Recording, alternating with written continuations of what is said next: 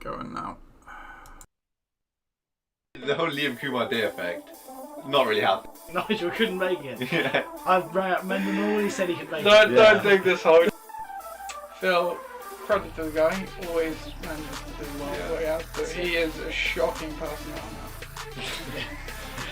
You guys got a trophy? No. It was pre-event. No, my life from Rashad Mendenhall. Right, you go. Cancel. I'm a tag, Jack. I'm a fucking tag. Hello and welcome to another episode of the LOC Report, and not just any other episode of the LOC Report, because it is the first episode of the LOC Report for the 2022 season, the in-season episode anyway, if you will, and of course it wouldn't be the opening episode of the season without the co-host himself. There he is, Chris Leach. How's it going, Chris? Good day, yes, very well, thanks. I mean, it's been a bit of a weird 24 hours here in the UK. It's not been like, Just a little. The business as usual, that's for sure. But yeah, hanging in there. We do broadcast to you in the midst of history. The winds of history are blowing around us at the moment.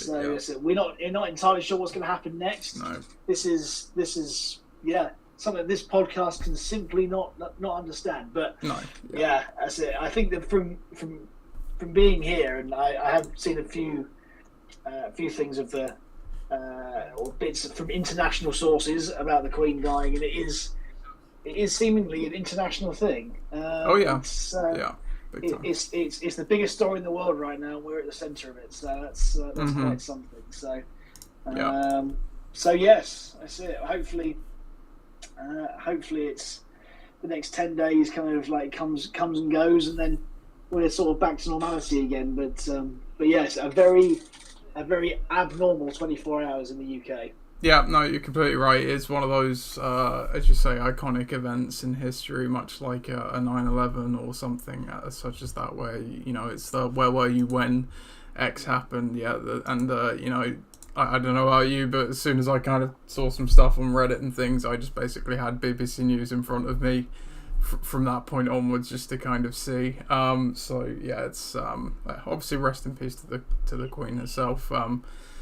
Great servant to our country, and not to quote it specifically because it was Liz Truss, but she did do a good job of saying, you know, she has been the embodiment of Britain, and for a great many of us, all we've ever known, or like a constant for entire lives, and obviously the monarchy historically, but obviously, as you say, Chris, internationally is something quite notably British. So yeah, that's definitely an iconic moment. That actually kind of probably took the headlines away from the NFL a little bit, certainly from a domestic point of view of any NFL fans here, because the season did kick off yesterday officially with the Bills against the Rams. We'll get into the fantasy bits of that in a bit. We have a little bit of, I guess, pre-season stuff to tie off first, which we didn't quite get to in the last episode, which was the schedule reveal, but that will lead us nicely obviously into the week one previews. From there, we'll take a pit stop at the news between that and the week one previews though. So if we just go through the schedule now, then, so obviously week one we'll be coming back to this, so we won't spend too much time here, but it is a out of division week in week one, because we have, I think, actually, let me just double check that, I'm pretty sure it is. No, sorry, I'm telling a lie. It's a divisional week in week one, so get right off the bat, getting those key divisional games. We have Gridiron Gang against the Dream Team, Bare Necessities against Bucking the Trend, Ixan against Neapolitans, Bedetonators against Forge Flyers, Tom's Torrents against Palestine, and Max Effect against UR Gold. What do you make of week one, Chris? Well, we always said that these divisions were, I think, really well matched this year. Obviously, we have one division which is the obvious group of death. But saying that, I think that everyone's by and large got a competitive game this week. So we'll get to that a little bit later on. I think there's one matchup that's a little bit skewed, but by and large, everyone's got quite a close matchup. So I think it's a great way to start the season, as it always is. Absolutely. I did notice when I was looking through it myself, like you kind of said, there's no bowl game there as such, as we obviously do have our various rivalries and whatnot. There is no bowl game really mixed in there, but that's also in its own way kind of nice, because obviously starting a new season with a clean slate, you know, those matchups can be pretty big. it's kind of nice to have that opening slate of fantasies back. Let's just go at each other and see how it goes. So yeah, I completely agree with you there. Going into week 2, which I think is an out of division week. So yeah, it is. So we only stay in the division right at the top there. So we have Gridiron Gang against Bucking the Trend, but Detonators against Bare Necessities, which is the obvious rematch of Corona Bowl 1 and obviously 2 founding teams. Napolitans against UR Gold, Ixan against Pakistan, Forge Flyers against Tom's Tyrants, and Max Effect against the Dream Team, which is has some childhood rivalry elements to it as well. What do you make of week 2, Chris? Yeah, week 2. I mean, we're gonna see some. I say some big games. I think that again, there's no real headline grabbers there. Mm-hmm. But as you say, there's going to be some. You look at Ixan versus Pakistan, but Detonators against Bare Necessities. Mm-hmm. I think that those 2 there are the standout ones for me. But yeah, I mean, you just don't really know, do you? I mean, there's so much that could, even this week, so much that we don't know. Week 2, who knows who's going to get injured in week 1? Exactly. Yeah, exactly. So, I completely agree. And then I suppose there's another one there. You have 2 of the newest members of the league, although Gardner Betters has obviously been here for a while now, Napolitans and UR Gold there as well. Week 3 then, we go on to, it stays out of the division, so it's Gridiron Gang against Max Effect. Bare Necessities against UR Gold, Napolitans against Pakistan, Forge Flyers against Ixan Bowl, the old Friendship Bowl coming in week 3. That's probably the first big one of the season. The Dream Team against Bucking the Trend, and Detonators Tom's Tyrants, which is a rematch of that crazy Corona Bowl that happened a few years ago. What do you make of week 3, Chris? Yes, absolutely. There it is. Forge Flyers versus Ixan. We know what the market matchup will be already. And a Corona Bowl rematch in itself, of course, of Corona Bowl, was it 12? 11? Yeah. 11? 11. It's a while ago now. Yeah. But yes, it's always a matchup we both enjoy. But yeah, it's very difficult to say. What do you think? Yes. I don't really know. Completely. Like you say, you're just looking at names and stuff. I mean, we do have the benefit of actually having actual teams at this stage, but obviously it's too early to tell for... we had some clarity from last night's game, but it's still way too early to tell what teams are going to kind of look like for the season. So you are right. It's just name value, really, as you say. Indeed. Yeah. Week 4 then, we've got Gridiron against Forge Flyers, so we've got the Podcast Bowl, 2 bowl weeks in a row for you there. Napolitans against Bare Necessities, the famous Dave Bowl. Bucking the Trend against Ixan, Detonators against the Dream Team. Tom's Tyrants against UR Gold, that's like the Winchester Bowl, I guess you could say. And then Max Effect against Pakistan. Anything jumping out to you there, Chris? Well, again, you've got... Division week, I think, as well, this one, isn't it? Yeah, that's right. So you got some big time games. So yeah, we got a Podcast Bowl, we got a Dave Bowl. So we got Ollie versus Bill, which is always a good one. Tom versus UR Gold. So I think there's a lot of and Ross versus Pat, of course. So again, there's a lot of good games in there. Yeah, a lot of good games. A lot of personal grudges, yeah. Absolutely, yeah. A bit more riding on it, shall we say. Absolutely, and that's kind of obviously week 4, you're coming into the thick of the season, really. You've kind of got the first couple of weeks, which can be a bit random, but, by week 4, you have a pretty good sense of, what teams are looking like, and obviously, like you say, what injuries have or haven't happened. So yeah, completely. Week 5 then, back out of the divisions. So we have Gridiron Gang against UR Gold, Bare Necessities against Max Effect, Forge Flyers against Napolitans, Ixan against the Dream Team, that's got a bit of pop to it, I think. Tom's Tyrants against Bucking the Trend, and Pakistan against Detonators. I think there's nothing really too eye-popping in that one though, so we'll mosey on to week 6. We have Gridiron Gang against Tom's Tyrants. That's obviously a long-standing rivalry. Me and Tom obviously go way back in Corona Bowl, the first matchup in Corona Bowl 3, of course. We have Forge Flyers against Bare Necessities, the Dream Team against Napolitans, UR Gold against Ixan, Pakistan against Bucking the Trend, and then Bedednators against Max Effect. So, another exciting week there in week 6. Week 7, we have Gridiron Gang against Bare Necessities, which is the father-son bowl, as we know. Bedednators against Napolitans, Tom's Tyrants against Ixan, Max Effect against Bucking the Trend, You Are Gold against Fortiflies, and Pat Standing against the Dream Team. Anything jump out to you there? I'm just going to check what week 7 is, because the Wembley game is the end of October, so that could be a very amped up Wembley Bowl. Yeah. When's the first Wembley Bowl? Yeah, that's right.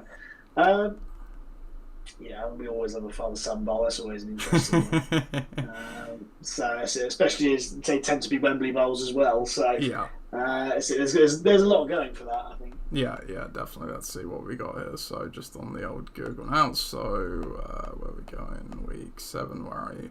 Week 7. That is a shame. Week 7 is the week before Wembley. So not quite a Wembley Bowl as the random schedule gods have decided. So unfortunate, but still be good. We'll go on to week 8 then. Just going back to week 7, obviously that's another Division 1 right in the thick of the season there as well.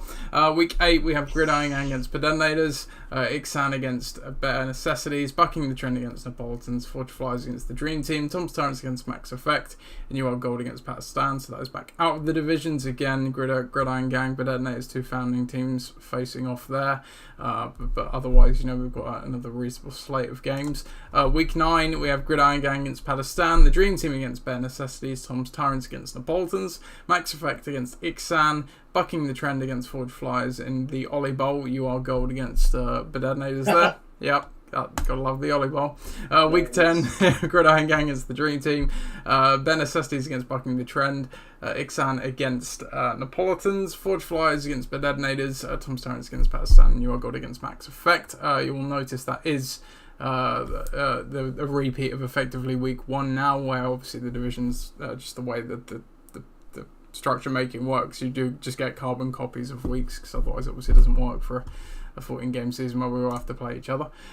Week 11, Gridiron Gang against Ixan, Tom's Tyrants against Bare Necessities, again another founding team bowl there, Max Effect against Napolitans, Bedednators against Bucking the Trend, Pakistan against Fortiflies, and You Are Gold against the Dream Team, so back out the divisions. Week 12, Gridiron Gang against Bedednators, so back into the divisions. Actually no, that's still out, isn't it, I think? Is that right? I can't even remember. This is week 12. Yeah. No. That is back into the divisions. Excuse me. Week 12. Yeah. So, we had. So that would just be a copy of the week that came before, previously or earlier in the season. Again, another couple of founding teams: Gridiron Gang against Bedednators, Ixan against Bare Necessities, Bucking the Trend against Napolitans, the Dream Team against Fortiflies. That's probably going to be an eye popper by that point in the season as well. Max Effect against Tom's Tyrants and Pakistan against You Are Gold. Week 13, we have Gridiron Gang against Napolitans, Pakistan against Bare Necessities, Bedednators against Ixan, You Are Gold against Bucking the Trend, Max Effect against Fortiflies, and then the Dream Team against Tom's Tyrants. And then at long last, week 14, we have Gridiron Gang against Fortiflies, so another podcast bowl obviously, Napolitans against Bare Necessities, Bucking the Trend against Ixan, the Dream Team against Bedednators, Tom's Tyrants against You Are Gold, and Pakistan against Max Effect. That's a perfect week to end on. That's the one where everyone's come and got skin in the game. Yeah. On the last round of the regular season. When is the last round of the regular season, actually? It is week 14, because, we extended the playoffs, obviously, by a week to maintain the 14. Or do you mean, but actual physical date? What week is? Sorry, yeah. We've got the podcast bowl there again, the Dave Bowl, and then, so the Winchester Bowl again, because, obviously that is the copy of the divisional weeks as well. So, let's take a look on the NFL. But I didn't spot as well where I skipped over. Apologies, Chris. There must have been not a waypoint bowl. Well, obviously there were a few waypoint bowls in there between myself and Mike, and obviously we call yours the Gold Star Bowl. Just looking down here, week 9 is the Gold Star Bowl, there you go. But week 14, that usually comes in around my birthday, I think, so you're kind of looking around that 10th of December kind of time. Yeah, that's right. Yeah, so let's just double check that week 14. It begins on the Thursday night with the Raiders and the Rams. That's on the 9th. Yeah, the 9th. So yeah, it's across that weekend. So yeah, always a good time of year to finish off the regular season. Absolutely. So there is your schedule for 2022. We will now go into the league news, as we said, and obviously on to the much anticipated week 1 previews. So here we go, the league news.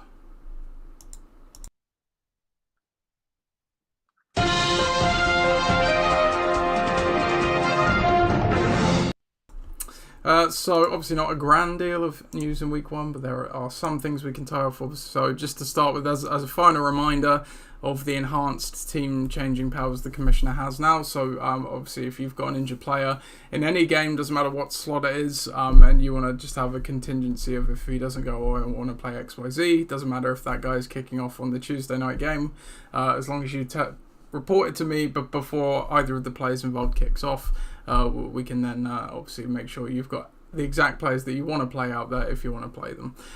In terms of other actual league news then, so we obviously have our first set of transactions. So we got through the preseason miraculously, Chris, with absolutely no injuries to any own players. I don't quite, not anything of any significance anyway. That's ridiculous. That's the first time for a long time. I think that's because a lot of teams are just not bothered with the preseason this year. They just can't bother with it. This is the thing, I think Ollie kind of made a good point of, we're not seeing these injuries necessarily in the preseason. Teams are getting better, maybe managing players and not getting them injured early, but that just kind of means that it comes in week 1 or whatever instead, doesn't it? Well, yeah, I suppose. Yeah. So we should get something out of them. Exactly. It's not scuppered by the time you get to the season. Obviously, we did draft early and we had that freeze and the kind of fail safe to be able to, to restore a player, if you will, wasn't needed as it turned out, which is always good. But so as a result, we did have week 0 waivers, if you want to call it that. Week 0 waivers. So we'll start off with what the order they went in. So Ixan, they added Mecole Hardman for $17, dropping Odell Beckham Jr. What do you make of that one, Chris? I mean, it's a big spend this time of the year. I mean, I think you probably could have got away with spending slightly less there. But yeah, I mean, OBJ in the draft was a strange one. Anyway, bearing in mind that he hadn't been drafted to a roster. He's unattached.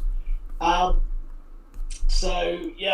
think maybe Ben's trying to make up for that a little bit. I mean, Hardman obviously has tremendous upside if he's using the way that you would like, or he would. We've seen the years gone by. He might fall into the hill roll. Maybe MBS falls into the hill roll. No one really knows at this point. But Ben's bet on that a little bit. But yeah, I mean, 17. I guess he's thinking I'm probably going to earn that back if I'm in the bottom half anyway.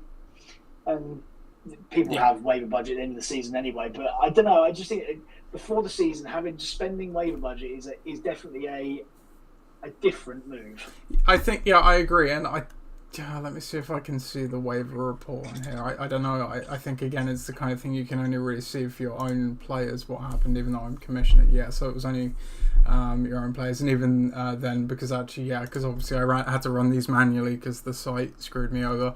No one else did bid on Mecole Hardman, so that could have been an addition for $0.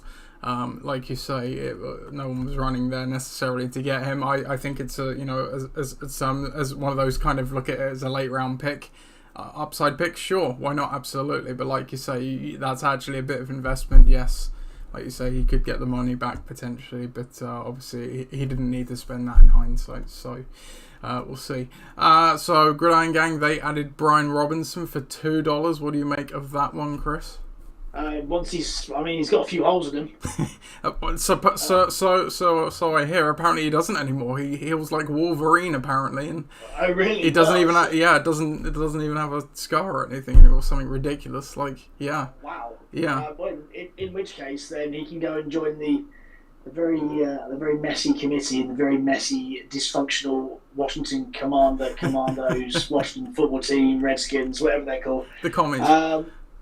That'll do, the commies. Yeah, so that's what they should be called from now on. But yeah, I mean, again, he's obviously a big talent, but How much impact that team can make as a whole offensively is the question, not necessarily. That is the question. There was talk before he obviously, very unfortunately, faced that armed robbery and did get shot, that he had actually usurped Antonio Gibson and taken the lead back role. Obviously, it's the between the tackles, kind of the short yardage goal line type back at least. So. Yeah, obviously that's obviously a setback, and as he's going to miss at least 4 games because he's obviously on the IR. You don't know necessarily if he'll come straight back to that or not, but and as you say, offensively, Washington, don't profile to be one of the better offensive teams, but it's a guy I think had we been doing the draft in our normal weekend and had he not been shot, I think he probably would have been maybe a 9th round draft pick or something like that. I think that was probably where he would have ended up going. With everything that came out. Yeah, he said he would have gone. Yeah. But yes, as I say, it's not the player, it's the offense. Yes, definitely.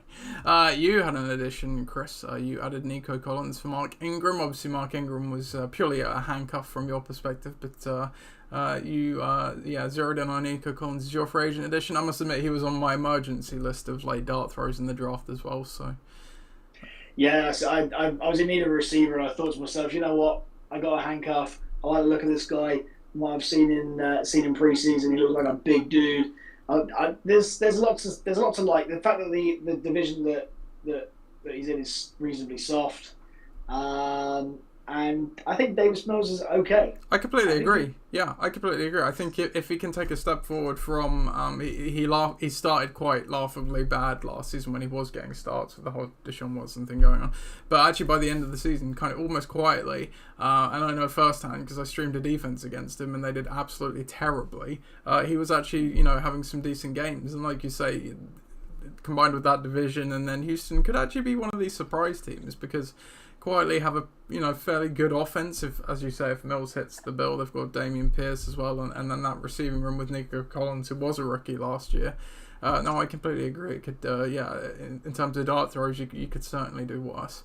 And then we have another dart throw here with Bidene as they added Sky Moore. What do you make of that one, Chris? So that's the second Chiefs receiver added in since the draft. Well, someone's going to hit on goal, but no one knows quite who. No, There's 3 guys that are going for the same role effectively, and no one really knows who it's going to be. Is it going to be him? Is it going to be Hardman, or is it going to be MVS? I think you can even throw Juju into that to a degree. He kind of sits a bit above the 4, but really, ultimately, that whole receiver room is up for grabs. Yeah, I think so. I think there's a definite deep threat, fast going role they like. Yeah, completely. But you wouldn't pay that money to sign MVS if you didn't think that he was the guy this year, because he is. On paper, you'd think he's the best addition of the lot, but I do think that there's definite value there for a rookie in that offense to come in and do something good, to do something productive. Is definitely on the cards. One of these rookie receivers is going to go off like we see in the past with guys like Justin Jefferson and Jerry Jr. So, yeah, if there's an offense that's going to happen it's that one. It's a fair bet. Yeah, an interesting wrinkle to that addition as well, but does own Juju Smith-Schuster. He did draft him, so there you go. And then the last addition that we have that I thought was a bit noteworthy was bucking the trend, added Mike Davis for Kenneth Walker III. So Walker is dealing with an injury right now. I think it might be a hamstring or something. And more likely a hernia, apparently. So that's not nice. So yeah, he's going to miss week 1. So bucking the trend goes with Mike Davis, who J.K. Dobbins might not be playing this week. Possibly could be the lead back. They've obviously just signed Kenyon Drake as well. What do you make of this addition, Chris? Well, yeah, I think Mike Davis is there for his goal line TD threat. He's a big dude. He's not the kind of guy that's just going to be physically dominating guys. He's not the. He's obviously a quick guy, but he's not running back. Not Jonathan Taylor fast, but he's a big dude. And I think that if you want to go for touchdowns against the Jets this week, I think that's a fair bet. Yeah. Lamar has absolutely killed the Jets every single time that he's played them. I say every single time. The last 2 times that he's played them. The times that I can remember, he's killed them. He's going to be in a great offense this week. He's going to be in a great position to score. Mike doesn't really like his team very much, so let's have someone with a bit of upside. Yeah, for sure. That was all the transactions I pulled out. So the only other thing to tell for the news is the power rankings dropped last night. So if you haven't gone and looked at those already, go and have a read. They're on the Facebook page, or I posted it up in the chat as well. So that leads us then into week 1, Chris. So circling back then to the week 1 games, which obviously we do have some points on the board already. So the games we have at our disposal are Gridiron Gang against the Dream Team, Bare Necessities against Bucking the Trend, Ixan against Napolitans, Bednades against Forge Flies, Tom's Tyrants against Pedestan, and You Are Gold against Max Effect. This is a divisional week. Chris, do you have a preference for where we go in terms of the marquee matchup? Well, I think the marquee matchup has all the hallmarks this week. It's already started. It's your game versus Viv. That's it. There's much to talk about already, so let's do it. Sure, okay, here we go. First marquee matchup of the season then. It is Gridiron Gang against the Dream Team.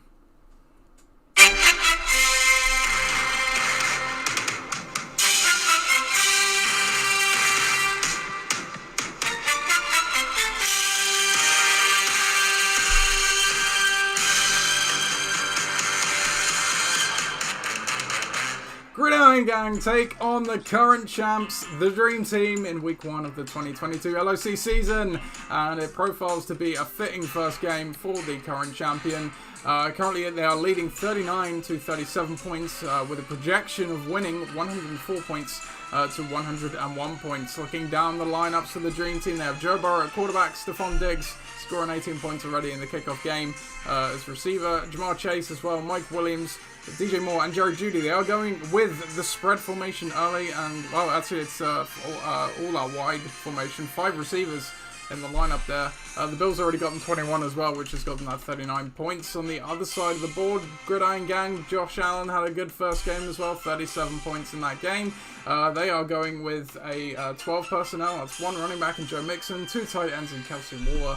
Then we have Michael Thomas and Terry McLaurin to round out the lineups. And then, in terms of the history of this game, go away Facebook.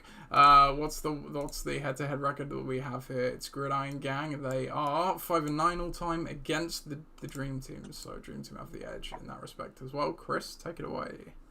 Now, I've probably said this to you many times in the podcast that I have a bit of an insomniac when it comes to sleeping. And I did wake up in the night and watch the second and third quarter, and the Bills absolutely kicked the Rams' arse. Yeah. They were beating up on them. It wasn't even funny. And to go all the way across the country, play them at SoFi. In an oven, so apparently I heard as well. It's pretty hot. Apparently that stadium is open at the sides, as they said in the broadcast, so it's not like your traditional dome. So, yeah. Yeah, and they kicked him off the home field. It was unbelievable. And Josh Allen was the guy. The first quarter was a bit shaky. There was some picks, but after that, it was all one-way traffic. And, Sean McVay must have thought, I wish I'd taken that deal to go on TV. Apparently, it could be heard. I don't know if it was at halftime or after the game. Probably after the game. That apparently there's like a garage door or something between the locker room and like the press conference area, and it could be audibly heard Sean McVay laying into the team, which, as you say, after that, no, I'm not surprised, because the Bills, like you say, in the first, it was only a 10-7 game or something, I think, entering the ending the first half. But the Bills were doing whatever they want. They were just marching down the field. Like you say, there were a couple of picks in there. That was the only thing that stopped them. One of which was just where the ball went through the receiver's hands as well, and the linebacker made a good job of getting the rebound, I guess, and catching it. They didn't punt at all. And that it's the making it. I'd say when they came in at half, it was 10 at half time. Matt Gay, by the way, hit a 58 yard. Oh yeah, that was a good game. My God, yeah. That's it. I think 60-yard field goals are going to become normal, or certainly normalised going for them soon, because these guys are getting better and better with that. But they were scary. Josh Allen was scarily good.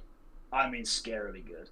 So you can see that it was not only him who was really good. The Bills did absolutely shut down. Von Miller turned up. That's it. He was rolling about the years. Bills D on one side, Josh Allen on the other, plus Stephon Diggs there. So the Bills are legit. the Bills are legit this year, and this is why I think we should get quite excited about this matchup, because although Josh Allen has scored his 37 points, it's kind of been waylaid by that 21 points the Bills did scored. Joe Burrow needs to come in against the Steelers. It's not going to be easy. The Steelers, yes, they're going to be ransomed on offense, we think. Or at least more so than normal. Maybe not. I don't know. Maybe. But Ben last year wasn't exactly throwing dimes everywhere, was he? So how much of a drop off is Mitch Trubisky? Well, exactly that. At least Mitch Trubisky can move. He can throw. He obviously got Chicago's, really rather shit team over the last 10 years. One of those teams who got to the playoffs. So there's a little bit of pedigree there. I know he's fallen off for quite some way, and his stock isn't that great, but I think in a stable organisation with a great coach, he can thrive again. Do I think it's going to be a shootout though? No, I think especially at home, I think Burrow and Chase are gonna get back on board. But that game is not what I want to talk about. These games further on down the line for some of your players. I mean, there's some grudge matches in there. You got DJ Moore. You're going to have Baker Mayfield absolutely steaming going back to Cleveland, or playing against Cleveland at home. You're going to have Jerry Jeudy in the Russell Wilson Bowl. Mm-hmm. That's it. Whilst on the other side, you think of Mixon's in the same game. So, we've seen Mixon. He was an excellent performer last year. Michael Thomas, questionable right now, but I think he's going to play, right? Against the porous Atlanta Falcons defense. Darren Waller in the Vegas LA Chargers game again has got all the makings of a bit of a track meet, and Kelsey is going to be a targets machine this year. So there's so much to like. It's going to be a high scoring game, I think, and the problem you've got here, Nate, is that those receivers on the other side, they've all got remarkable pedigree and remarkable games, and that's the problem here. I think that. Had the defense not scored maybe as highly as it did, you'd have had it's still going to be close, but a better chance of being able to beat him. Sure. But I think that it's going to be a little bit too much. It's not going to be too far away. I think you're both going to get over 100 points.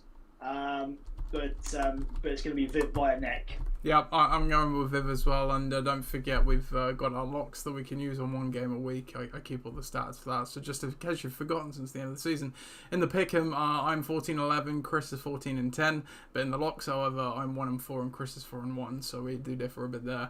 Yeah, I know, I think you're right. I mean, you look at, I think again, if you go read the Power Rankings article, Tom says that this is the best receiver group perhaps in the history of the LOC, which given the Superflex format and allowing you to obviously load up on them if you want to, it kind of helps. But on the other side of that, I completely agree. It's a great God, what is the quintuplet? Is that 5? It's a great quintuplet of receivers.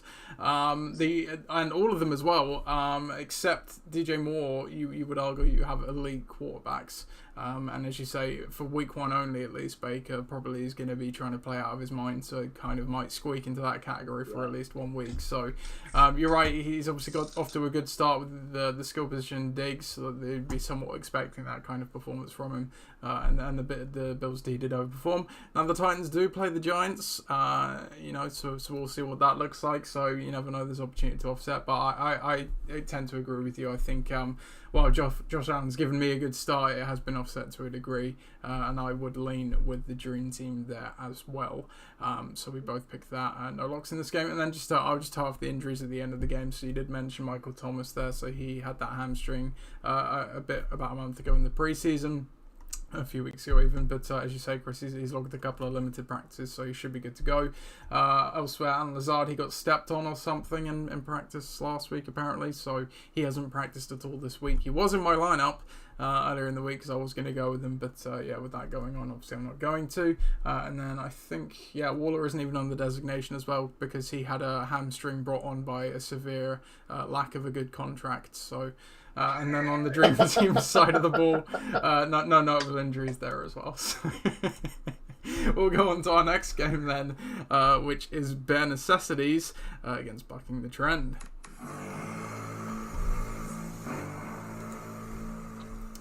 Bare Necessities take on Bucking the Trend in the other... this is the Southampton division matchup of Week 1. Bare Necessities off the board with 12 points and a projection to win of 90 to 80. So let's take a look at the lineup. So Lamar Jackson starting at quarterback. We've got Thielen, AJ Brown, Leonard Fournette, Eckler, and Devin Singletary as the skill positions. So rolling with Wishbone, 30 personnel, 3 running backs, 2 receivers. And we've got the points there from Devin Singletary and Matt Gay, 6 apiece. On the other side of the ball for Bucking the Trend, 2 is in at quarterback. Keenan Allen, Deontay Johnson, Saquon Barkley, DeAndre Swift, and Clyde Edwards-Helaire all feature today. 2 are going with Wishbone, the 3 running backs and 2 wide receivers there. And in terms of previous matchups between these two, Bare Necessities are 2-2 all time, so it's a tied series. So whoever wins it will take a step forward. Chris, what's going to play out in this game? Well, I think it's about the top of the bottom for Bare Necessities. I mean, as I said earlier on, Lamar Jackson is going to kick the shit out of the Jets. He is going to kick. I mean, have you seen him? He is he's come back from the preseason. He looks like an absolute physical freak. Yep. And notable bit of news today, they did not reach an agreement on a new contract. He kind of had a self-imposed deadline representing himself as opposed to having an agent, of having a new contract tied up by this point. Otherwise, he will just play out this year on the last year of his rookie deal. And typically when you have a player in that situation, they do play it out of their mind to then obviously go and get that big contract the next season. So those two things, like you say, plus the likely return to more of the rookie early Lamar Jackson period of the Ravens, where, you know, due to a lack of receiving talent, they're just going to run it like hell. So yeah.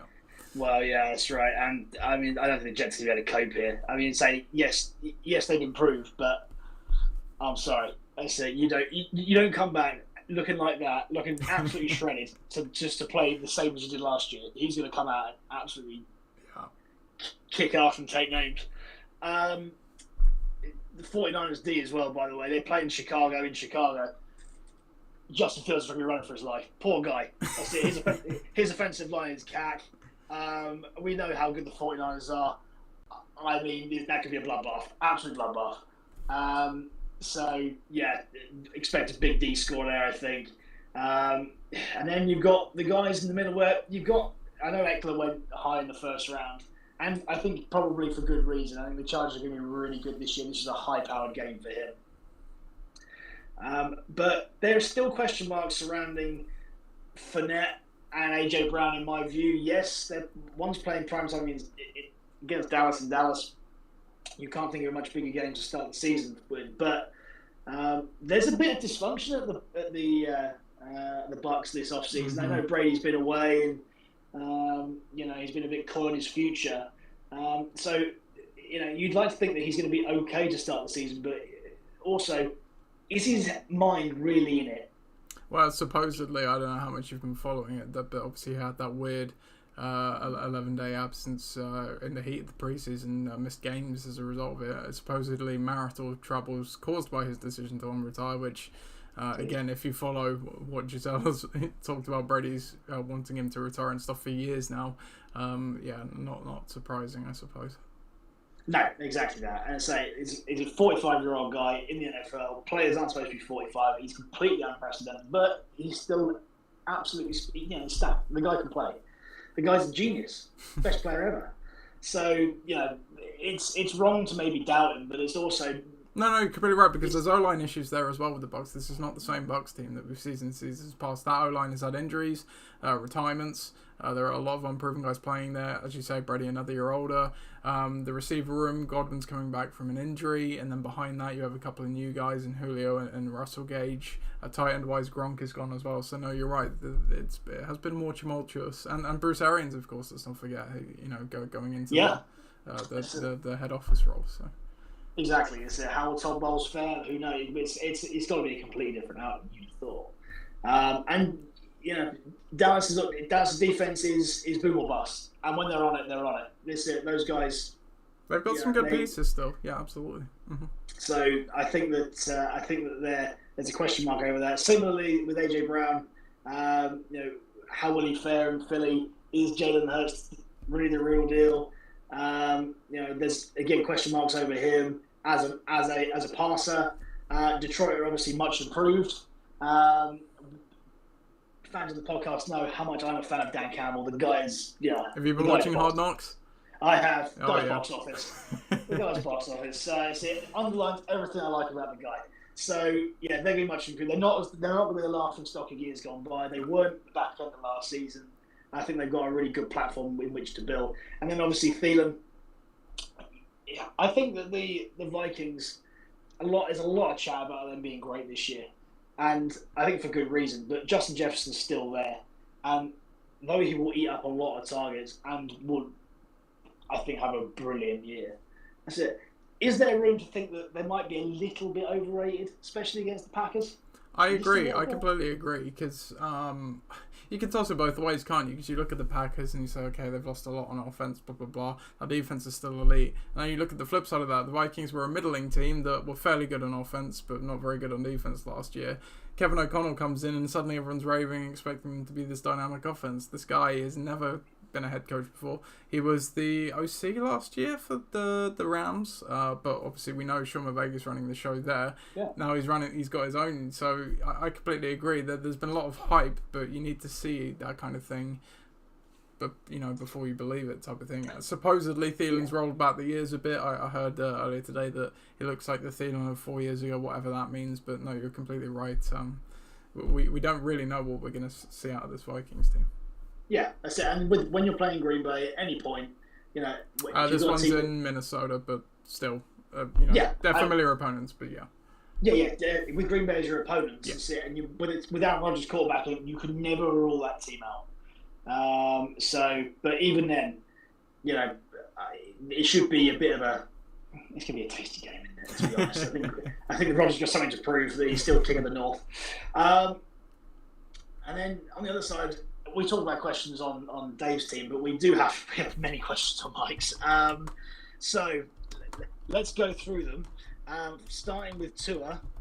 Now, will Mike McDaniels be the guy to be able to unleash Tua's potential? He clearly has potential. There's a reason why they drafted him so highly, I suppose, but he was so highly rated coming out of college. He was a reasonably high first-round pick, so yeah. Yeah, that's it. But he's playing New England at home. It's typically a good place for Miami to play New England. New England suck at Miami, especially in September as well. Yeah, it's hot. It's very hot. I think this is not a stellar New England team. You can't say that it is anymore. It's they're in transition.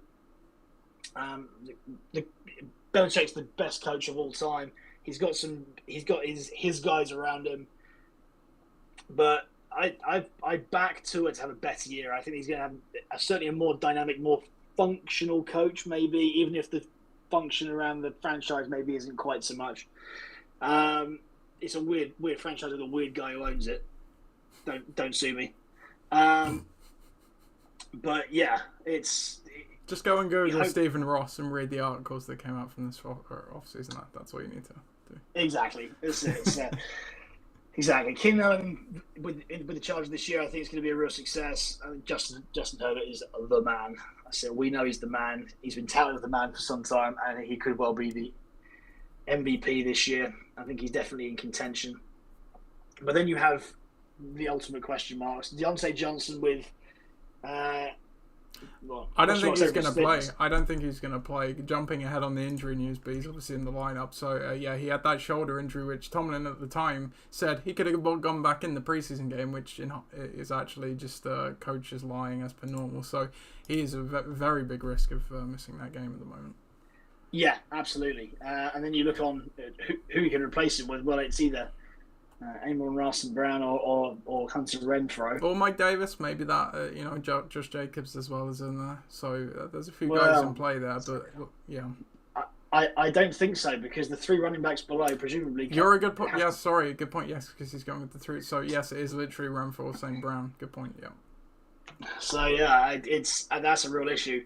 And then you've got the Barkley, Swift and Edwards-Helaire trio. Well, I mean, if Saquon's really, really good, he is going to be really, really good. He's going to be, knock him out great. But he's still playing for the Giants. I know they're bought in Brian Daboll. I know that Brian Daboll is one of the bright offensive minds in the league. But Saquon's got to stay fit. He's got to be able to get himself into games and not fall behind. Obviously, Swift, we know his quality. We know that he is just that power running back. I personally really love him. I think he's great. But again, in an offense which is got question marks over it, I think that they're going to be much improved once again. They were at the back end of last season.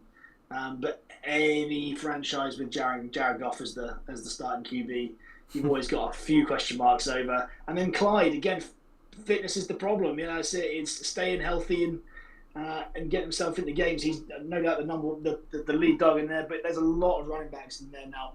Effectiveness-wise, especially, I saw on Reddit in the last couple of days his stats inside the, I don't know if it was the red zone or like near the goal line. Yeah, God, they are terrible. Yeah, exactly. But then again, it might be terrible for the last couple of years. But if that's the area of his game that he's improved in, and they can turn that around, they can turn that negative into a positive, and those red zone opportunities go his way and he can convert them, then he's definitely an asset. Mm-hmm. So yeah, I think this is all down to the QBs and a couple of supporting cast guys. And for Dave, I've already said it's QB and defense plus one more, so I'm going to go with that. Lamar Jackson's just going to kick the shit out of the Jets, and unfortunately that's going to be a little bit for Mike to be able to make up.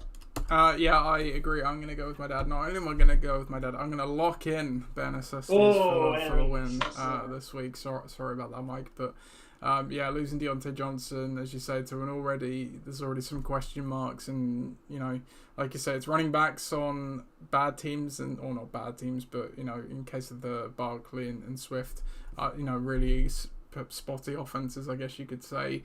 Hilaire, we don't know what we're going to see from it. Deontay Johnson obviously isn't going to play, so you either put Renfrew or St. Brown in there, and Keenan's really your only reliable player, because I don't think you can chuck Tua into that. I think he could have a decent game as well, but and then injury-wise, Chris Godwin potentially could suit up this week. I think by the sounds at the moment, obviously that's just the recovery from his ACL tear last season, so he's probably more likely to miss this week, I would say, but could potentially play. And then Gallup has already been declared out there as well from returning from his ACL tear last season too. So our next game then, we have Ixan against Napolitans.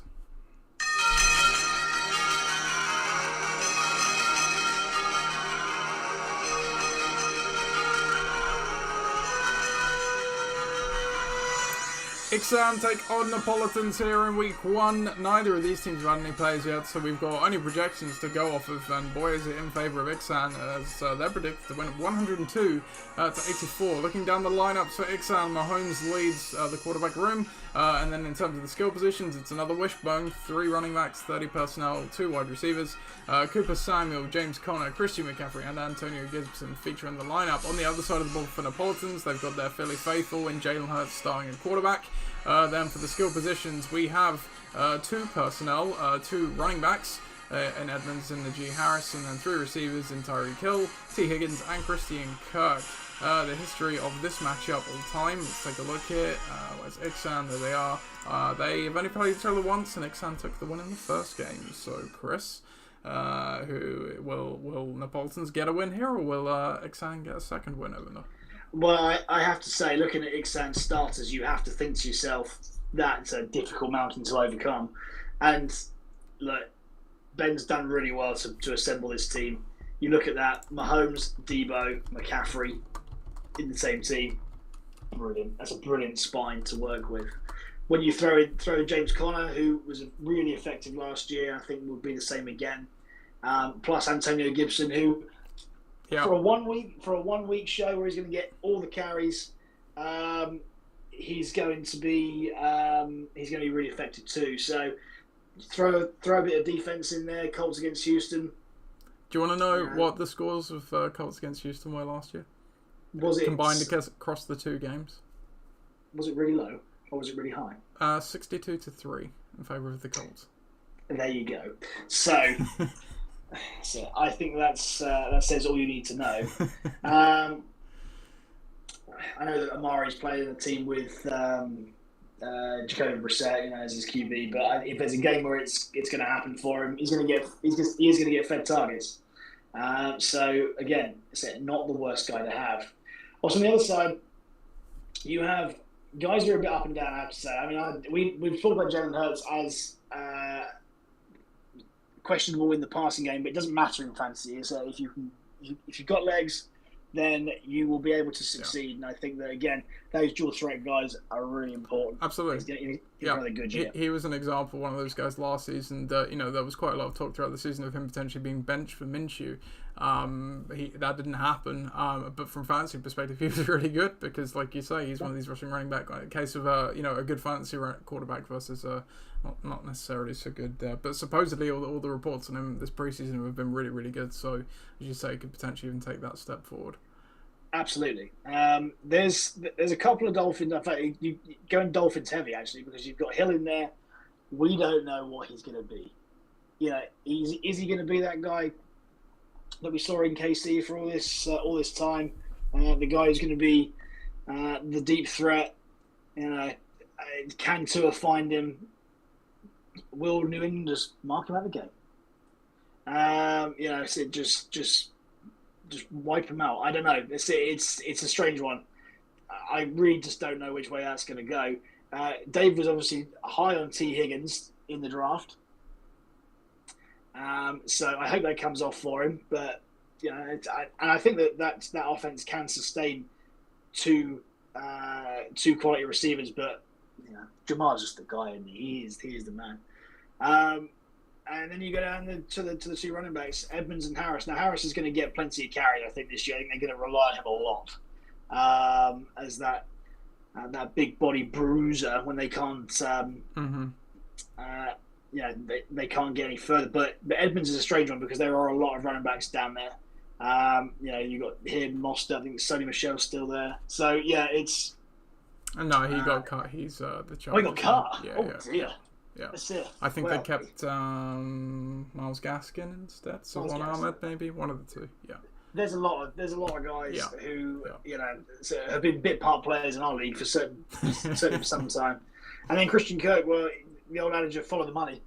They're going to want to use him a lot, and I think Trevor Lawrence is going to take a step up this year. So I'd love to see what the Jags can do, but in years gone by. Has he lit the world up? No, but he hasn't really been the main guy until now. Even if it is the Jags and the Dolphins are going to go to town on that New England offense, which we've said about it in the past. Certainly we've seen it take a bit of a terminal decline over the last couple of seasons, and it might flatline this year because I just can't get over the offensive coordinator stuff, Nate. I know. I really can't quite believe it myself. If it was any other coach other than Bill Belichick, you'd be saying what the hell. But even still, it's very perplexing.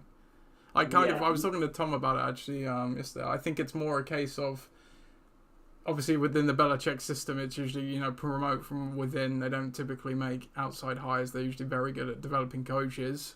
To be fair, and I think it's just a case of. He doesn't want to bring in an outsider who, will effectively be doing a different scheme other than something that he wants to do. He obviously wants to have someone in that position that's going to run an offense that he wants to see. And ultimately trust the development of Mac Jones, to someone outside of that framework, if you get what I mean. That's the only reason I can possibly see for them doing what they're doing, but that doesn't make it right, as you say. No, Matt Patricia and Joe fucking Judge. Dear me. I can see the Dolphins flattening Mac Jones on Sunday. So probably, I can only go with Ben here. That team is stacked. Oh my god, and that's going to be a difficult team to beat throughout the course of the year, especially when you consider who's on his bench as well. It's a very solid team, top to bottom. Whilst the Napolitans will have their weeks, but just not this one. No, I agree. I think in fantasy it's very easy, as we know, and obviously there's people's entire jobs that are involved with analysing everything. I think sometimes you just need to look at it and go on gut feel or what makes the most sense to you. And I think for this week, as you say, the quality is just there. The players there. It's hard to see all of those guys not performing. Whereas on the other side, there is some more questions, really. Like you say, we don't know what we're going to see from Hill, Edmonds, Kirk, really, and Harris. He's obviously got volume on his side, that there's talks of scaling that back. And he had efficiency issues last year, and then, as we know, Jalen Hurts, again, another one of those guys where, the Lions aren't any slouch, but no, yeah, I think you're right. So Ixam for me as well this week. Injury-wise as well, I think both these teams actually have a clean mid of health. McCaffrey did get put on the injury report, but it was just like a cut on his shin or something silly like that, so he'll be completely fine. So we'll go on to our next game then. So you're up next, Chris, because we have the Detonators against Forge Flyers.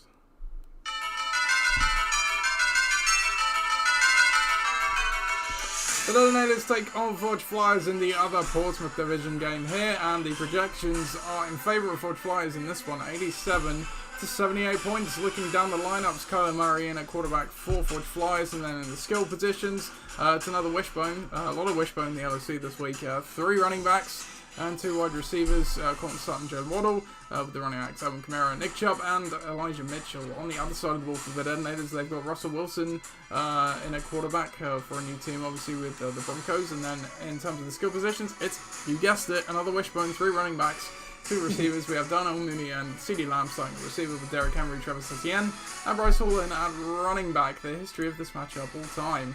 But Detonators are 10-7 against Forge Flyers.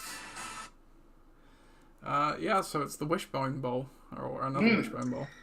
Well, it certainly is, and I think that when you look at the quality of the two sets of running backs, maybe it's it. There's a lot of knowns with mine, lots of unknowns with Ollie's. Now we know how Derrick Henry is. He is my big American twin. Me and Derrick Henry were born on the same day at the same time, so same year. So there you are. That's it. Many thousands of miles apart. Matt Forte is mine to win. Is he? Yeah, he is. Mm-hmm. That's it. Well, I mean, 2 quality running backs in their day. Exactly. Yep. Both won championships for us. So. Tis true. Tis true. So yes, I think that again, much like the Titans, he's going to have to put that running back room on his back, because no one knows what the Jags are going to do with Travis Etienne, and no one knows how the Jets are going to be against the Ravens. Whether Brees Hall's going to be good, bad, or indifferent, who knows? Whilst we do know that Alvin Kamara is back, he's not getting banged up, and he's playing the Falcons, so really rather good matchup for him. Nick Chubb and Kareem Hunt, who's on the bench there, so I can see kind of who's going to do what against Carolina in that grudge game. He's energy code for Brissett team. What they're going to do? They're going to ground and pound, and pound. Sure. They're going to give that to Chubb a lot. So volume's going to be king there. Elijah Mitchell, who is going to be in an ascendant offense in Chicago. I think he's another one of these guys, kind of like Antonio Gibson, for obviously different circumstances, that has really gained from the point of the draft, because at the point of the draft, nobody really knew exactly how that Niners running back room was going to shake out. Obviously, me owning him last year, he had his injury issues, and personally, I was staying away from him, at least at like the price I knew it would kind of take to get him. However, had we been doing the draft in our normal weekend, the weekend just gone, he would have arguably probably, I think, jumped up to the 3rd round, because you see Trey Sermon got cut. It's quite clear now that he's the dude, and it will be Jeff Wilson as his backup, as long as he can stay healthy. So yeah, and he's going to go through him. He's an unbelievable athlete, and he's playing a very poor Chicago team. So yeah, you can't ever rule Derrick Henry out, though, and especially against the Giants, who, let's be honest, aren't great. This is a guy who can go for 40 points on a regular basis. He is the focal point of that offense. There is question, obviously, of how long he can keep it up, because he's reaching that carry threshold now, I think, where running backs really start to drop off. I think age-wise he's getting there, but for the start of the season at the very least, he's still Derrick Henry, right? So he is absolutely right, and he would have had an all-time year had he not broken his foot, a little piece of his foot last year. So we mustn't forget that was the only reason why he was out, was because of a very small piece of foot. CeeDee Lamb's another interesting one for me. I think that he has all the hallmarks of a guy who's going to absolutely tear it apart this year. I know he's playing Tampa in week 1, but that could be a bit of a track meet, and Dak's going to find him again and again and again, because he simply has no one else to throw to. So that's a scary proposition. I'm not so concerned about Darnell Mooney. He's obviously a very talented player, but just unfortunately in a rancid offense with a rancid offensive line. And then Russell Wilson, who, he's going to be out to get Seattle in that road game. He's going to want to rub Pete's face in it. He's going to want to go there and just light it up in prime time on Monday night. I think he's going to do that. And we've seen when Russell Wilson goes off, he goes off in a big way. He's obviously been in a pretty poor team for the last couple of seasons, and he's been the one carrying it. So you put him in this really rather more functional Denver team, albeit with a rookie head coach, and we'll see if he's allowed to cook. I'm pretty sure he's going to tell Nate Hackett that I'm cooking today, mate. Well, this is the first. This is the first time. Really, in his career, he's going to have a offense tailor-made for him because, as we know, in Seattle, they were a run-heavy team and they wanted to do the offense the way they wanted to do it, not necessarily to Russell's strengths. That you think that's got to change now that they've brought him to Denver? Absolutely. And the beneficiary of that's going to be Cortland Sutton on the other side. So, we've seen glimpses of how good he can really be as a big-bodied, big red zone target, big deep threat guy. And I think that him and Russell Wilson, if they can click, is an interesting prospect. It really is. Completely. He was again going back to the draft. I didn't even really want Judy. Obviously, I had him last year, so I like the guy. But it's all been about Sutton from what we've seen. So I think so. And then Jalen Waddle, who again. There's a lot of chat about Tyreek Hill being this deep threat, very, very dangerous player, and he is. But you can't ignore the fact that Waddle was the guy last year. Tua has the obvious rapport with him. That's not going to change going into year two. In fact, it's probably going to get better, especially in that offense, changed offense that they've made there. So I think between the two sets of skill players, barring miracles from Henry and miracles from Wilson, I think that, and I haven't spoken about Kyler Murray against KC, but again, that could be a track meet as well. Mm-hmm. I do like my skill positions. I'm not going to lie. And then the defenses, Cowboys are playing Tom Brady, and you just don't know what kind of game that could be. But I love the fact that the Cowboys are boom and bust. They on their day they will go mad. They will score 2 return touchdowns and sack guys 5 times. There will get games where they won't do anything. They'll just get beaten. But that's the risk you take in fantasy, isn't it? And the Saints they're not going to change. So they've got a defensive head coach. They're playing with Lancer. Marcus Mariota's not. As a Titans fan, Marcus Mariota was a functional quarterback for us. He was okay. But was he ever elite? Not for me. I think that they could have a good day there. So I'm going to go with my team, but there is absolutely a path to victory for Ollie. You've got to hope that Wilson, Lamb, and Henry turn it on, and that Travis Etienne turns out to be the player that the Jags thought that he would be. But I've got to back my team this week, Nate. There's too much talent on one field. Yeah, you're not alone in backing your team because I'm going with your team as well. We've agreed on every game so far. But for me, you look at your lineup, it's players on their team, their roles are clear, the volume is clear. The only one that you've already mentioned, Jalen Waddle, is the one that I highlight as I'm not really sure what's going to happen there in terms of not only usage but health-wise. There was talk that he could potentially even miss this game. It sounds like he's going to suit up, but how effective is he going to be? That's the only thing, and even then, you still do have some options on your bench. I think, like you said, you could put in Zach Ertz, who figures to be part potentially of that game. Obviously, he's got his own injury problems as well, but I think he'll be out there. On the other side of the ball, it's just a lot of uncertainty. Russell Wilson, he is on a new team. I completely agree. You would think he's going to go in there and cook, but you never know going into that Seattle environment what he'll be walking into. Darnell Mooney, again, unless he garbage times, which could quite well happen, I see a difficult path for him to produce. CeeDee Lamb, you say, okay, he's figured to get the volume, but especially with Michael Gallup as being out, there is no proven other receiver in that offense right now. You've got to think that the Bucs are just going to look to erase him and then make the other guys step up. Henry's obviously fine, and then Etienne and Hall, we've no idea what we're going to get from these guys. Supposedly, at least with the Jets, it sounds like Michael Carter is still the lead back there, at least for the start of the season.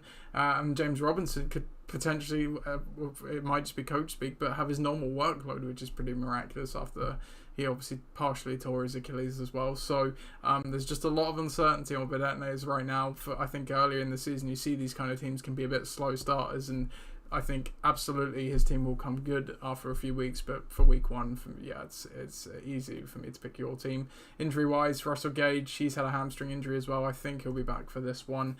Obviously, DeAndre Hopkins suspended for the first 6 games, and Zach Ertz there. I think he's going to play. I can't quite remember what injury, his calf, but he'll be fine to play on the weekend. So, yeah, I'm going your team too.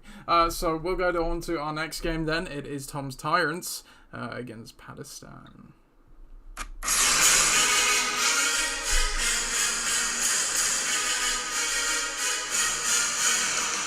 Tom's Tyrants take on Pakistan here in week 1, and you'd be fooled for thinking only one of these teams had a player play in the first game of the season, but even though the score is 9-0, both teams have in fact had a player. We'll start on Pakistan's side of the ball. They had 2, in fact. Alan Robinson, who only got a point, and Tyler Bass, the kicker, he got 8. So elsewhere, Justin Herbert starts for Pakistan, and then along with Robinson, he's got Justin Jefferson, Devontae Adams, Ezekiel Elliott, and AJ Dillon. So they are going with 2 personnel, or is it 20 personnel? 20 personnel, let's go with that. 2 running backs and 3 wide receivers. On the other side of the ball, Tom's Tyrants, Tom Brady's in there. He's back from his preseason break and he's playing, and he's got his favourite receiver helping him on Tom's Tyrants as well, Mike Evans, to go with Marquise Brown, Miles Sanders, Jonathan Taylor, and Cam Akers. So that is 30 personnel as well, the wishbone. Cam Akers did play, but not a big fat 0, unfortunately, for Tom. The history of this matchup all time, Tom's Tyrants are 4-4 against Pakistan, so it's a split series. Chris, who do you fancy to take the lead in the series? Well, typically I would say that any team that scores a big fat 0 from any player is always on the uphill battle. But Pats start Alan Robinson. Alan Robinson only scored 1.2 points. So there's not much of a difference there, I have to say. Yes, there's been a kicker score as well of 8 on Pat's side, which is neither here nor there. So I think this is still pretty wide open. Brady and Evans are definitely the key here. We know Jonathan Taylor's got obvious quality and could run all over Houston all day. But Brady and Evans, I think, are the crux to how Tom's going to be able to win this game. They've got to have a good game against Dallas. They can't falter there. But if Brady's firing on all cylinders and back in the game, he's going to be funneling it to Evans, because Evans really is the only fit receiver that he has. And I hate all this Mike Evans hating as well, because the guy is legit. The guy has been so consistent for the past 5 seasons. He is absolutely an elite receiver. So there's no doubt that there's talent there. But you look there, Marquise Brown's playing with his mate now, Kyler Murray. That's it, and Kyler wanted him. So you're going to think that he's going to be well used. Yes, there are lots of receivers in that offense, but we know what Cliff Kingsbury's like. He likes to spray it out. He likes to use them all. There are times last year when he was playing in Baltimore where he was legitimately a starter. But if he can kick on and be that number 1, 2, guy who plays more like Tyreek maybe, then I think that he could be an interesting proposition. Miles Sanders, we know what guys who play with dual threat quarterbacks are like. We've seen plenty of times in the past few years that if you're a running back that plays with a dual threat QB, you just have your value eroded as the season goes on. Yes, he is a solid option, but is he spectacular? I'm not too sure. We've already seen from Cam Akers, what murky backfield looks like going into the season, the potential results from it. It's he's missed a lot of time with the hamstring. There's supposedly Kenneth Gainwell's had a good camp as well. The coach Nick Sirianni said he's the RB1, but until you see it play out, you don't know, do you? So you really don't. And the defense down there, Broncos defense in Seattle could be it could be quite hilarious, to be honest. No matter who plays against. All aboard the Geno coaster. Oh yes, well, yeah. How times change for Geno. You criticise So you rightfully criticise, I should say, the Patriots for what they're doing on offense. I cannot believe Pete Carroll and the Seahawks are going into the season, starting the season with Geno Smith and Drew Lock as the two quarterbacks on that team. Yeah, that's exactly. They probably passed on Jimmy G. I mean, look, it's obvious what Seattle are doing now. They're tanking for tanking's sake. So they want to rebuild. They want to rebuild quickly. They're just going to be a pretty horrible year for them, I think. Move on and carry on. The best way to tank is by having a quarterback like that. Absolutely. And what's on the other side? Justin Herbert's there. Justin Jefferson's there. Devontae's there. My word, what a triangle that is. But you look at the running backs there, and there's still question marks over there. Is Ezekiel Elliott playing because Jerry wants him to? The answer is yes. And A.J. Dillon is still a very high-class backup. And yes, he's going to get touches. Yes, he's probably going to get TDs, but is it going to happen immediately? No. Is Elliott going to fade down? Dillon get faded up? I think they probably will do over the course of the year. But I still don't have that warm, fuzzy feeling inside that they're going to be able to be productive from the ground up. And then the Browns D versus Carolina. Well, you think they're going to be on the back foot a little bit. That could well be not the game to play the Browns D in, especially if Baker's in the form that we think he might be in. So I do think here that you've got three guys playing three guys. You've got Herbert, Jefferson, and Adams playing Brady, Evans, and Jonathan Taylor. Mm-hmm. And then maybe a bit of a D score. So it's not completely inconceivable that Tom wins out the day here despite carrying a player.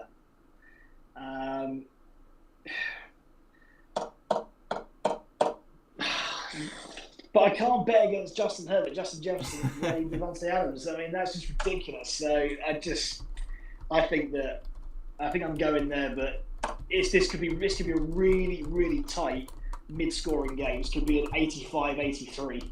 Yeah. I know that's what it says in the predictions, but I think they're probably right. Yeah, yeah. I think you're right. I'm going to go with Tom's Tyrants in this one. I think it's just you're right. Herbert, Jefferson, Adams is quite a fierce combo. Adams, again, there's a bit, we don't know exactly what the red is. I think it's going to be absolutely fine. That's the only one little nick you can maybe put on it. Agreed with that. Elliott and Dillon as well. We don't know what we're going to see. Elliott didn't have a great week one against Tampa last year either, and that was when he was healthy, and Pollard wasn't necessarily as much of a thing. On the other side, like you say, Brady, Evans, Taylor, stalwarts, special teams is good. And then whatever you get from Brown and Sanders, which could be something decent as a bonus. So I agree, even though Tom Starnes is carrying a player, I think I'm going to pick them to win. But I agree, it certainly profiles to be a close one. Just going on the injuries then. So starting lineups will find J.K. Dobbins questionable. Obviously, he's come back from that ACL tear. Could potentially play, but again, probably won't this week. Drake London, he could suit up as well after suffering an injury earlier in the preseason. Rondell Moore questionable as well. Not exactly sure what that one is, but I think he'll be out there. Hamstring, okay, so he might not go, but unlikely he'd have worked his way into the lineup anyway. We've got one more game this week then, and Chris, I guess your lock's going to come in this one since we've not seen it yet. Yes, it is. Yeah, okay, so here it's the final game of the week then. It is Max Effect against UR Gold.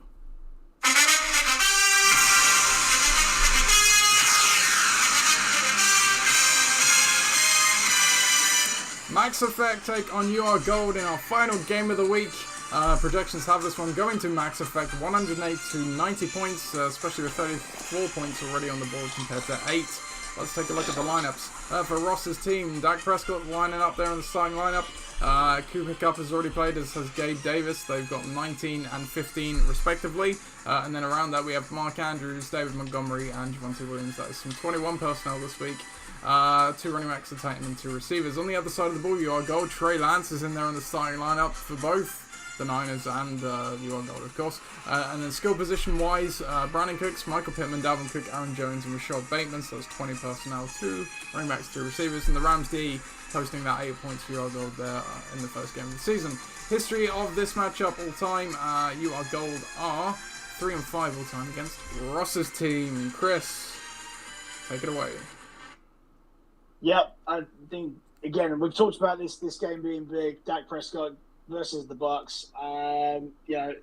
He's played at home in prime time on a Sunday night. I think that it's got all the hallmarks there of being a big game for him. Mark Andrews was talking about Lamar being stacked. He wants to be hopefully more pass over this year. That will benefit him. I think that that Andrews has absolutely got the quality to do that. We've seen that over the past few years. He was the number one tight end last year, of course. Whilst David Montgomery, poor offense. Again, someone who's part of the dual threat QB running back team playing San Francisco. I just don't see really how he's going to be able to impact the game there. But he's got obvious quality, and he's the only real guy that's there. But it just doesn't benefit from being in a good team. Javonte, it's a really, really good rookie year last year. And again, fashions to be well involved, but the Melvin Gordon effect he's still there. He's still there, and he's still sniffing about, and you can't argue with the quality of the guy. But I think that for a functional offense, you need 2 running backs, and I think that you can definitely get a good value out of that. And the Patriots D against Miami, well, if that's anything that they can hang their hat on is defense, then well, you got to back on one side of the ball or another, and this is the one. There are obvious question marks over Tua. There are obvious question marks over a new offensive scheme down in Miami, and Bill Belichick's still the best defensive coordinator and arguably head coach of all time. So yeah, it's a horse worth backing. What's on the other side? Question marks over Trey Lance. Trey Lance is we haven't seen a rookie starting QB in this league for some time. I love the fact that he's going for it. It's a bold play. He's a big project, but there's a reason why Carl's gone for him. And Kyle Shanahan's he's a guy who's been in football his whole life. He is absolutely no mug when it comes to this. He sat him out last year for the reasons just to get behind Jimmy G really, and just to learn the trade. The last guy who I remember who did that sat behind a QB, experienced QB, and came out as explosive. Patrick Mahomes. So I want to see it. And against Chicago is a really good place to start because I think they're going to be garbage. Aaron Jones and Dalvin Cook, you couldn't get much more stable running backs in the league. I want Dalvin Cook to remain fit for the whole year because then you can see how good he really is. The guy's numbers don't corroborate to how good he is. If he played all the games in the regular season, he would be streets ahead of some guys. Yeah. He just doesn't play all the games because he can't stay healthy the whole season. Definitely. Apparently some of his efficiency metrics did start to drop off a bit last season, but I completely agree. Even if he's lost a little bit, he's still one of the most dynamic running backs in the league, as you say, when he's healthy. 100%. That's it. We talked about earlier on about the aggregate score. It's a great stat, by the way. And Michael Pittman's the alpha guy in Indy now. Matt Ryan, he's not great at what he's had last year. I think so. That stability should be able to bring him some results. And Brandon Cooks was sneakily good last year, actually. Oh yeah, definitely. And we think that Davis Mills is okay. And Rashad Bateman down there has exactly the same. I got exactly the same thing with him that I have with Andrews, but we just haven't seen him. There's a lot of chat surrounding him. We haven't really seen his true potential yet. So I do think this is a game where it has the potential to be close once more. But I think that the reason why I'm locking in Ross is that I absolutely love Prescott, Andrews, what he's already done with Cup and Davis with the points on the board, and the sneaky points you can get from Williams and the Patriots D. Whilst on the other side, Trey Lance could be absolute boom or bust. I think that you're going to get good points from Pittman, Cook, and Jones, but everybody else has got question marks over them. Yeah, no, I completely agree. I think, it's a tricky one for me because I think if this game was still 0-0, I'd probably be picking your gold. It's just, as you say, those points on the board just kind of weight it in that favour, and it's just a bit of a mountain to climb for them. And you look at your gold Zion, I think it's probably one of the better teams he's actually had in recent years. He's got some really established guys there in Aaron Jones and Dalvin Cook and Michael Pittman. I was really hoping I'd be able to get in the third, but he took him there. And then, like you say, a guy in Brandon Cooks who's going to put up points, and then Rashad Bateman. Okay, we don't really know what this Ravens offense is going to look like. We know Andrews is the top option in that team. But Bateman, as a rookie last year, could he take a step forward? Absolutely. We saw what Marquise Brown could do when he was in the offense as the top receiver.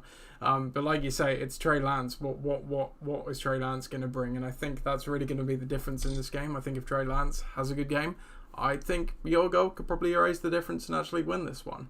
But we just don't know what we're going to see from him, because last year, he looked okay in limited appearances, but certainly, as you say, wasn't ready. He was a bit raw. And there's also talk that actually Kyle Shanahan didn't want Trey Lance. That was the pick of the GM, John Lynch. And obviously we know Jimmy Garoppolo's still there, so it's kind of lurking that it's difficult. I think though, like you said, Ross has a good start. Potentially did get a trickle through of points here and there as well. David Montgomery, Javonte Williams are very suspect, certainly for this week at least to me. As you say, Montgomery just the team he's on, and then Williams potential workload, but then they both have the opposite thing balancing off. Montgomery's got the workload and a bad matchup, and then Williams has a good matchup, but not necessarily the workload. So I'm gonna go Ross as well to tie that off. So I think we agreed on every single. Actually, no, Tom's Torrance, Pat Stan was the only one we differed on. I was so close to going your gold as well, but I think you talked me into Ross's team there as well. Injury wise, Dak Prescott will play this weekend. He is carrying a bit of an injury. I'm not sure how ankle yet, but he'll be out there and good to go. George Kittle, he will probably miss this game with a groin injury. And Velus Jones, I think he's on track to play as well. With a handshake. Oh no, he didn't practice either. So actually looking like he'll probably miss the game as well. So that is the week 1 previews in the books. We will take a quick pit stop at Debate Corner. If we can just see where John's got to. John, obviously in a period of mourning himself as well. But I'm sure he can coax out one for us. John, where are you, John? I don't have the jingle on my phone, so he's a bit slow. Oh, there he is. He's just coming now.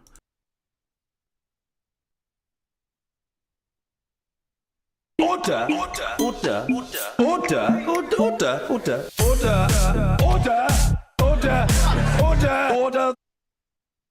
you go, John. Thank you. Indeed. So for the Debate Corner in week 1, I was going a couple of different ways. The first one I was going to go with was which team will spend the most on free agents or waiver claims after week 1, but instead I'm going to go with this one. Who will the biggest mover be on the power rankings after week 1? And then to show you the power rankings, so we have Ross at the bottom at 12, Tom Sarrance 11, bucking the trend at 10, Ixan at 9, Bidad is at 8, You Are Gold at 7, 6 Padistan, 5 Forge Flyers, Napolitans at 4, Gridiron Gang at 3, the Dream Team at 2, and Ben Necessities at 1. So who is going to be the biggest mover on the power rankings in week 2? Well, let's think positively. I think people going from the bottom to the top could well be it. I do think that obviously it depends on if Ross wins or not. I guess there's definitely a possibility there, but for Ben's team to be 9th is criminal. Who's writing this? So there's absolutely no way. I think Ben's going to be the high. He could go from 9th to the top 3. Sure. Yeah. No, I agree. It kind of jumped out to me as in terms of, as you say, looking at the positive spin of it in terms of moving up. To be a biggest mover, you either have to be near the top or the bottom, really, unless it's kind of just shuffling a bit. But I know I agree. Ixan definitely profiles the team that could leap up the board here. I was also actually going to pick me as a faller, but before we kind of saw that, because we know historically Gridiron Gang usually loses in week 1. Josh Allen has got me off to a good start, but we don't know what the rest of the team will bring. There are some question marks, around some of the guys on my team, injury or otherwise. So as in terms of a faller. Out of the guys there, I'm maybe going to put Napolitans in there as well. Not to I think again one of those teams that'll be fine season long, but maybe just for week 1 with some of that uncertainty there, could fall a bit there as well. There you go. That's Debate Corner, and that brings us to the end of the show. So thank you for joining us as always, Chris. You're welcome. It's good to be here. Good. And we obviously hope you have a great weekend. Best of luck in your matchups as always, unless you're playing me, of course. So we'll see you later. Goodbye. God save the king. Or something.